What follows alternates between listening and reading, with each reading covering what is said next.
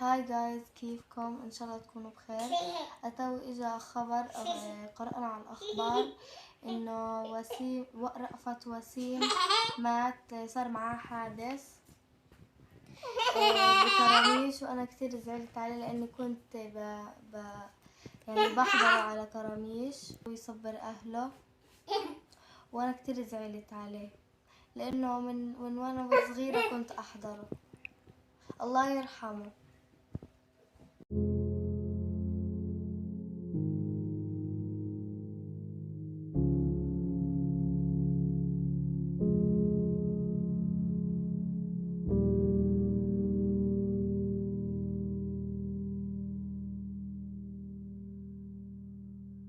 السلام عليكم دار قوم أنتم تصدقون ونحن نؤمن بالطريقة.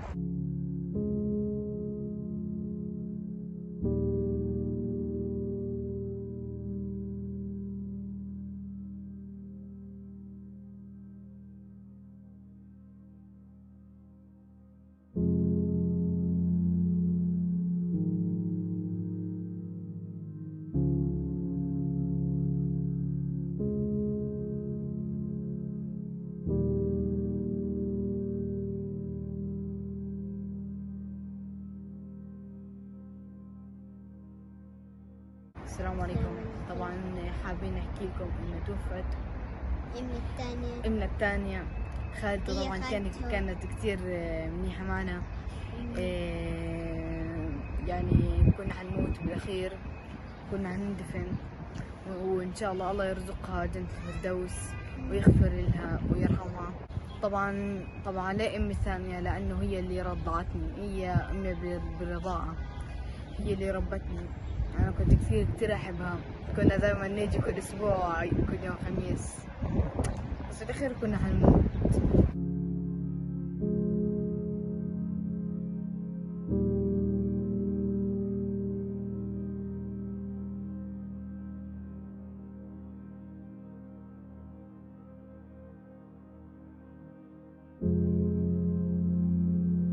طبعا يعني خالته كانت زي امي، او باعتبارها امي يعني. ماتت بمرض السرطان. طبعا عيادة عيد الفطر ما كان فيها اشي، يعني ما كان فيها اشي. يعني خلال اسبوعين صار يعني انا متذكر انه اخر مرة شفتها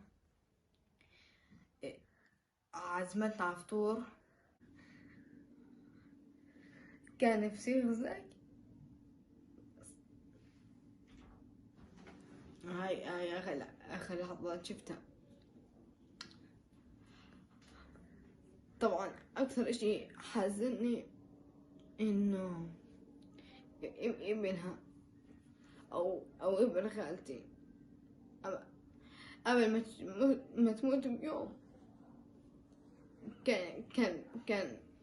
كان بحكي لزينة انه انا ما تطلع من المستشفى وراح اجيب لها وردة. انا كنت متوقع انه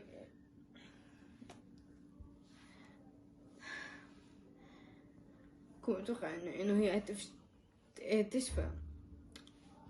انا سوي توجيهي حتى قبل ما تموت بيومين. حكت انه انا وماما بدنا نروح نشوف حفل تخرج ناس. طبعا هي كانت خايفة تاخد كيماوي. لما بعدين أنس طمني، حكالي إنه هي مش لازم تاخد كيماوي. طبعا كمان خلوا رافت مات قبل ما أنا نولد، وسموه كمان مات بسرطان، فسموني على اسمه. ف يعني خالته هذا كانت خالته هذا أكثر إشي فرحني.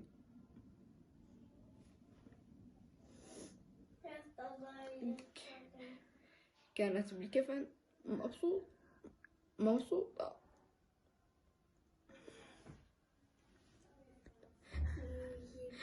لا أنا عارفة.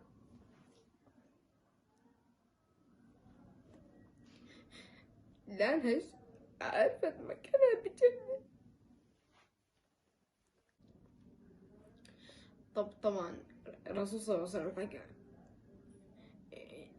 إن المبطون بيكون شهيد.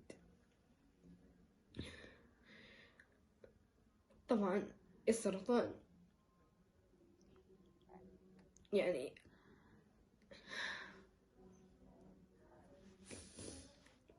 ما كنا متوقعين إنه في يوم من الأيام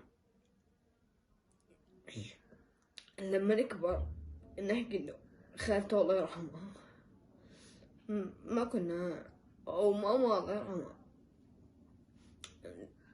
لأنه هي كمان زي هي اللي هي ربتني كمان. كنا كل خميس نروح نجتمع.